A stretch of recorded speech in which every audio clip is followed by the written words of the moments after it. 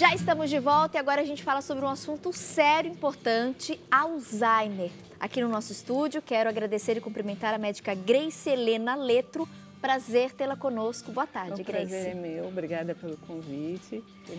Grace, você sabe que recentemente nós recebemos muitos pedidos, inclusive de telespectadores, dizendo que tem casos na família, né, de pessoas parentes com Alzheimer. Sim. E eu acredito que assim, o que mais me chama atenção, e acho que seja a dificuldade mesmo dessas pessoas, é como lidar, né, com essas pessoas que acaba desenvolvendo Alzheimer. Então, antes da gente falar, então, inclusive sobre essa questão de comportamento, como proceder, como ajudar, né?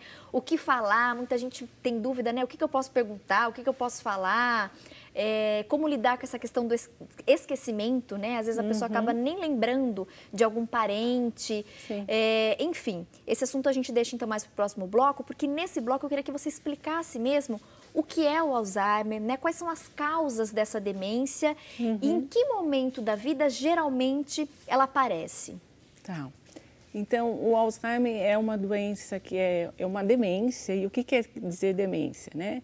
É que vai afetar várias áreas, que a gente fala assim, áreas da cognição. Então, afeta a linguagem, afeta a memória, afeta a lógica, o raciocínio, afeta, por exemplo, o comportamento, mas principalmente o que a gente precisa saber, lembrar, né, ficar atento, que no Alzheimer o que vai começar a alterar é a memória. E que memória? Aquela memória recente.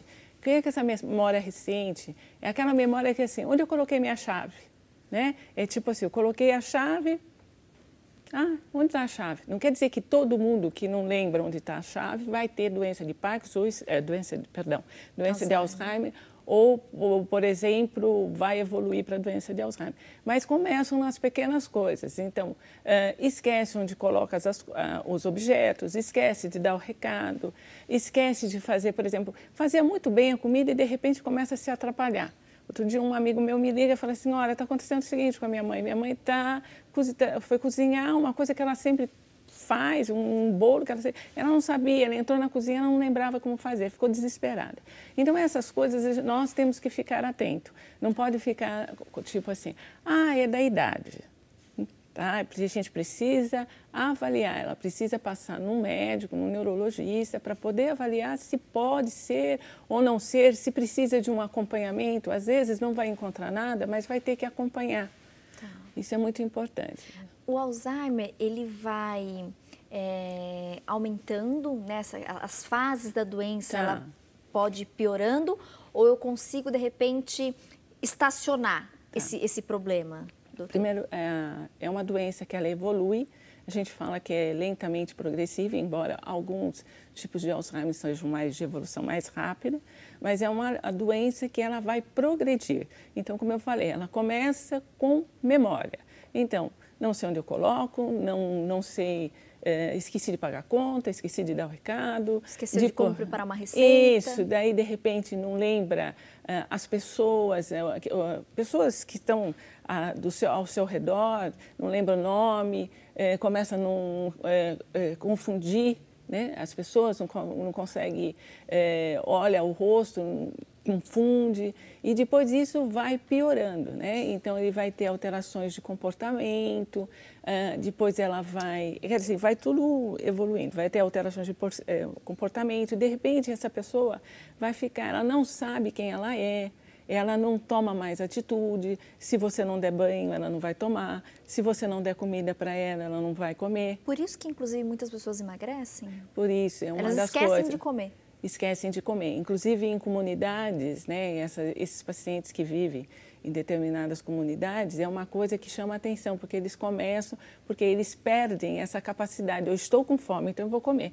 Então, no Alzheimer, não. Se você não me der comida, né? Então, ela passa por 3 fases. Uma fase inicial, né?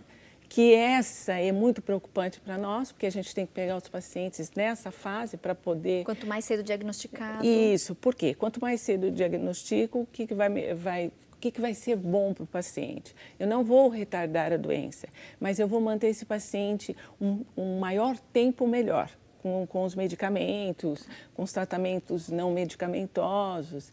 E depois eu tenho a fase moderada e a fase grave da doença, que o paciente já está acamado, né?